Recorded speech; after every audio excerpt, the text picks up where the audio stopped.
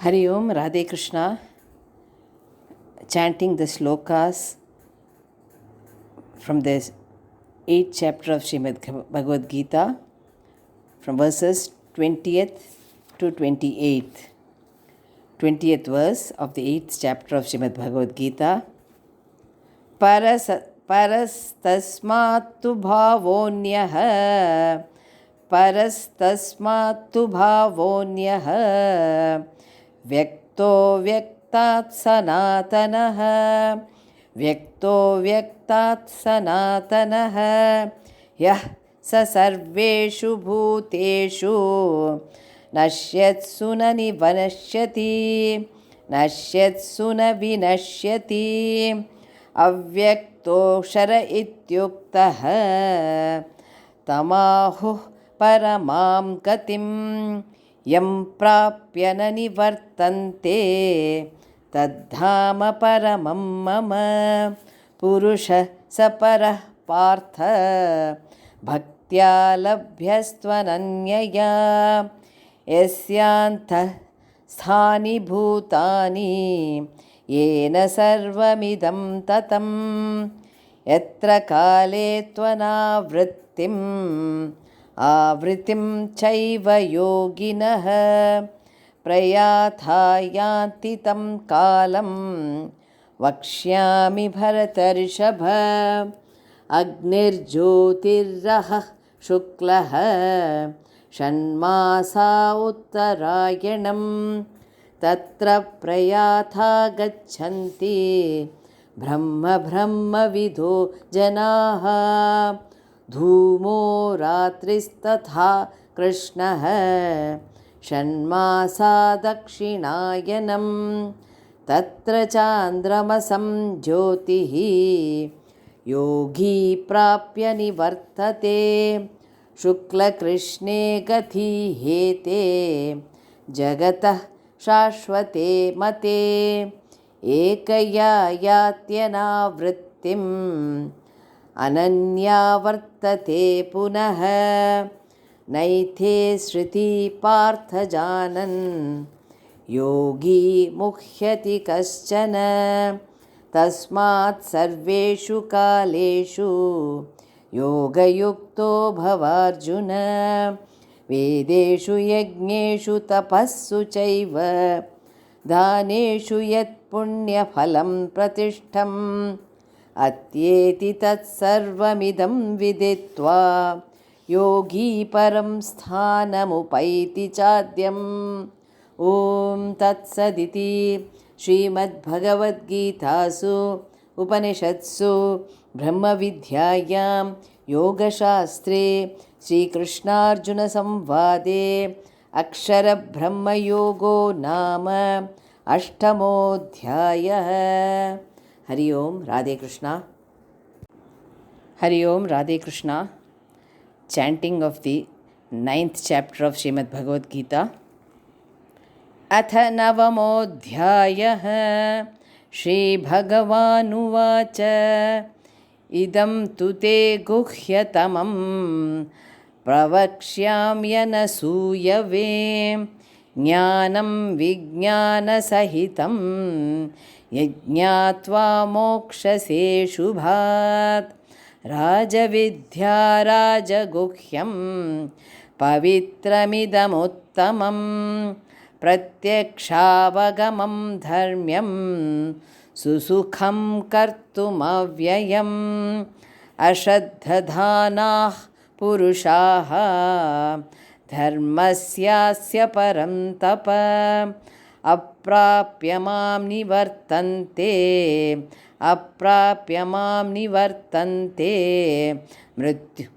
मृत्युसंसारवर्त्मनि मया ततमिदं सर्वं जगदव्यक्तमूर्तिना मत्स्थानि सर्वभूतानि न चाहं तेष्वस्थितः न च मत्स्थानि भूतानि पश्य मे योगमैश्वरं भूतभृन्न च भूतस्थः ममात्मा भूतभावनः यथाकाशस्थितो नित्यं वायुः सर्वत्र घोमहान् तथा सर्वाणि भूतानि मत्स्थानीत्युपधारय सर्वभूतानि कौन्तेय प्रकृतिं यान्ति मामिकां कल्पक्षये पुनस्तानि कल्पाधौ विसृजाम्यहम् प्रकृतिं स्वामवष्टभ्य विसृजामि पुनः पुनः भूतग्राममिमं कृत्स्नम् अवशं प्रकृतेर्वशात् न च मां तानि कर्माणि निबध्नन्ति धनञ्जय उदासीनवदासीनम् असक्तं तेषु कर्मसु. हरि ओम राधे कृष्णा. हरि ओम Radhe Krishna. Chanting the slokas from 10th to 18th verses of the 9th chapter of Srimad Bhagavad Gita. 9 slokas. 10th sloka of the 9th chapter. मयाध्यक्षेण प्रकृतिः सूयते सचराचरं हेतुनानेन कौन्तेय जगद्विपरिवर्तते अवजानन्ति मां मूढाः मानुषीं तनुमाश्रितं परं भावमजानन्तः मम भूतमहेश्वरं मोघाशामोघकर्माणः मोघज्ञानाविचेतसः राक्षसीमासुरीं चैव प्रकृतिं मोहिनीं श्रिताः महात्मानस्तु मां पार्थ दैवीं प्रकृतिमाश्रिताः भजन्त्यनन्यमनसः ज्ञात्वा भूताधिमव्ययं सततं कीर्तयन्तो मां यतन्तश्च दृढव्रताः नमस्यन्तश्च मां भक्त्या नित्ययुक्ता उपासते ज्ञानयज्ञेन चाप्यन्ये यजन्तो मामुपासते एकत्वेन पृथक्त्वेन बहुधा विश्वतो मुखम् अहं क्रतुरहं यज्ञः स्वधाहमहमौषधं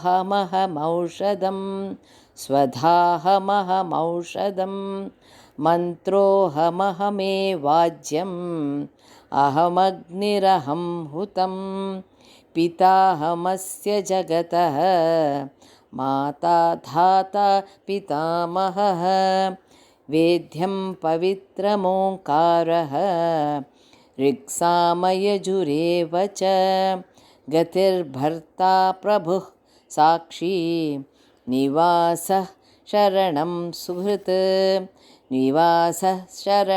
सुहृत् प्रभवः प्रलयः स्थानं निधानं बीजमव्ययम्. हरि ओम राधे कृष्णा. राधे कृष्णा. हरि ओम. Chanting the slokas from 19th to 34 of the 9th chapter of Srimad Bhagavad Gita. 19th to 34 slokas are there. Start from 19th. तमाम्यहमहं वर्षं निगृह्णाम्युत्सृजामि च अमृतं चैव मृत्युश्च सदसच्चाहमर्जुन त्रैविद्या मां सोमपाः पूतपापाः यज्ञैरिष्ट्वा स्वर्गतिं प्रार्थयन्ते ते पुण्यमासाध्य सुरेन्द्रलोकम् अश्नन्ति दिव्यान् दिवि देवभोगान् ते तं भुक्त्वा स्वर्गलोकं विशालं क्षीणे पुण्ये मर्त्यलोकं विशन्ति। एवं त्रयी धर्ममनुप्रपन्नाः गतागतं कामकामा लभन्ते। अनन्याश्चिन्तयन्तो मां ये जना पर्युपासते। अनन्याश्चिन्तयन्तो मां ये जनाः पर्युपासते तेषां नित्याभियुक्तानां योगक्षेमं वहाम्यहम्। एप्यन्यदेवता भक्ताः यजन्ते श्रद्धयान्विताः। एप्यन्यदेवता भक्ताः यजन्ते श्रद्धयान्विताः। तेऽपि मामेव कौन्तेय यजन्त्यविधिपूर्वकम्। अहं हि सर्वयज्ञानां भोक्ता च प्रभुरेव च। न तु मामभिजानन्ति तत्त्वेनातश्च्यवन्ति ते। यान्ति देवव्रता देवान् पितॄन् यान्ति पितृव्रताः। भूतानि यान्ति भूतेज्याः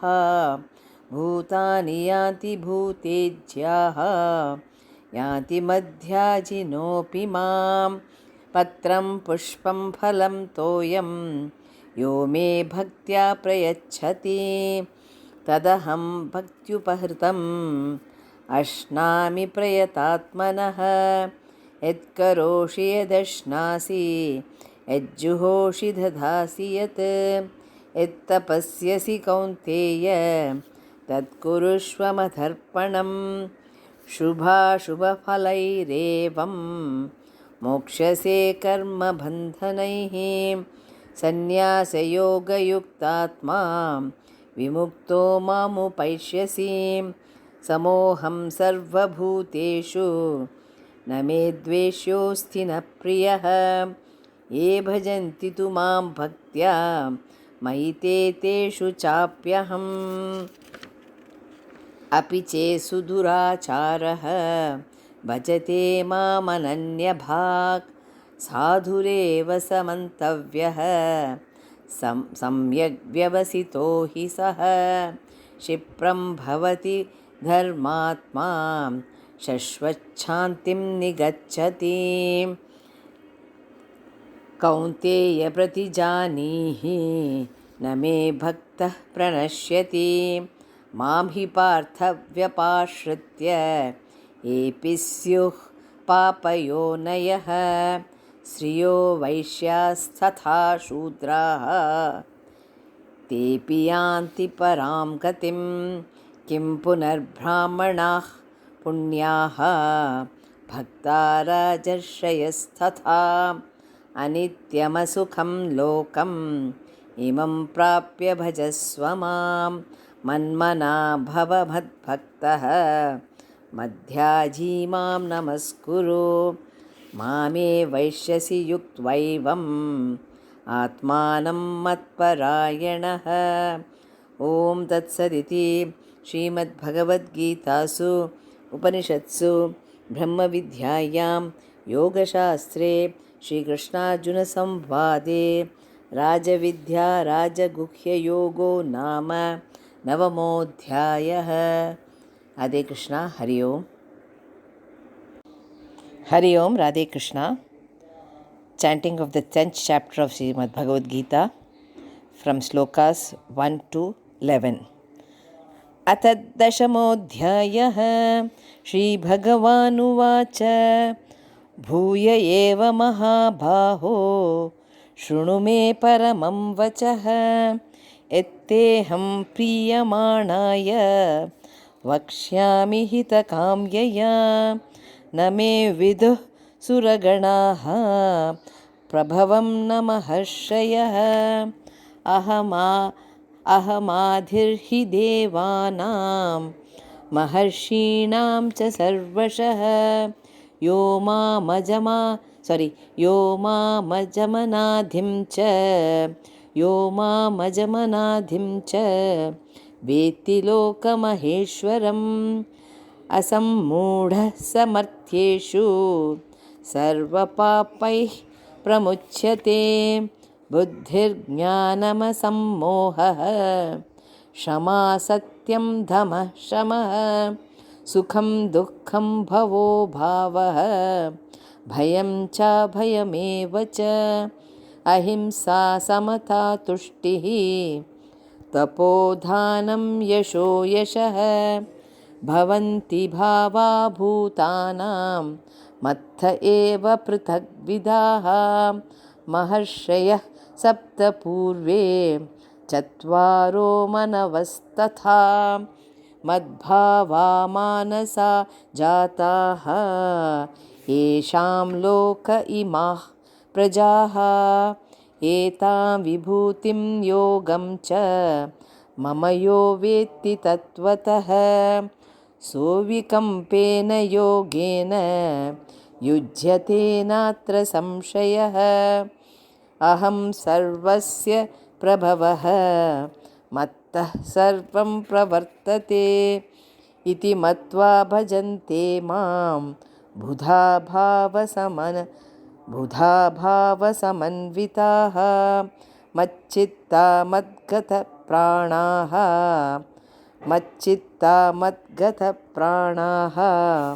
बोधयन्तः परस्परं कथयन्तश्च मां नित्यं तुष्यन्ति च रमन्ति च तेषां सततयुक्तानां भजतां प्रीतिपूर्वकं ददामि बुद्धिर्योगं तं येन मामुपयान्ति ते तेषामेवानुकम्पार्थम्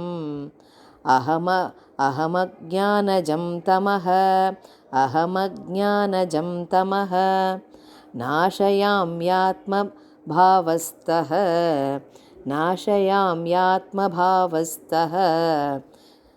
ज्ञानदीपेन भास्वता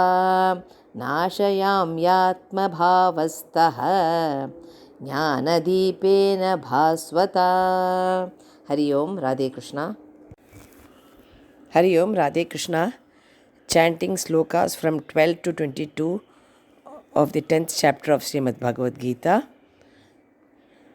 10th chapter, 12th sloka.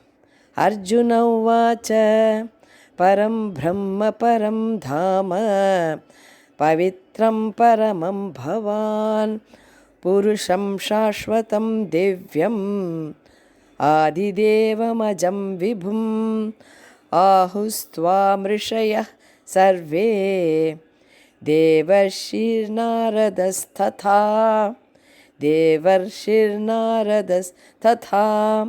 असितो देवलो व्यासः स्वयं चैव ब्रवीषि मे सर्वमेतदृतं मन्ये यन्मां वदसि केशव न हि ते भगवन् व्यक्तिं विदुर्देवानदानवाः स्वयमेवात्मनात्मानं वेत्तत्वं पुरुषोत्तम भूतभावनभूतेश देवदेव जगत्पते वक्तुर्मर्हस्य शेषेण दिव्या ह्यात्मविभूतयः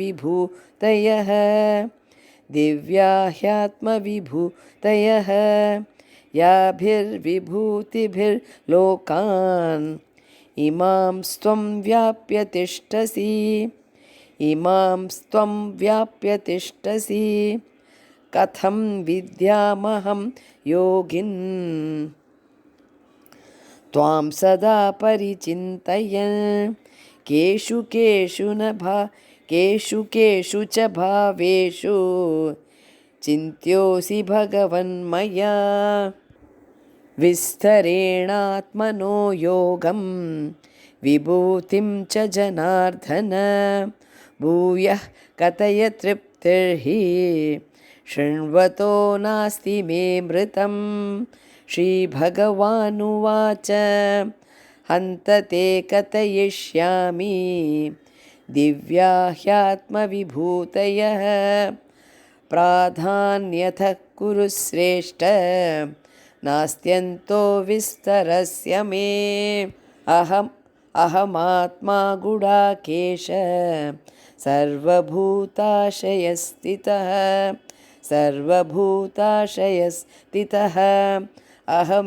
अहमादिश्च मध्यं च भूतानामन्त एव च। आदित्यानामहं विष्णुः ज्योतिषां रविरंशुमान्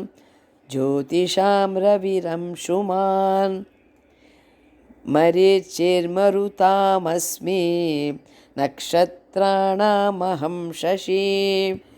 वेदानां सामवेदोऽस्मि देवानामस्मि वासवः इन्द्रियाणां मनश्चास्मि भूतानामस्मि चेतना।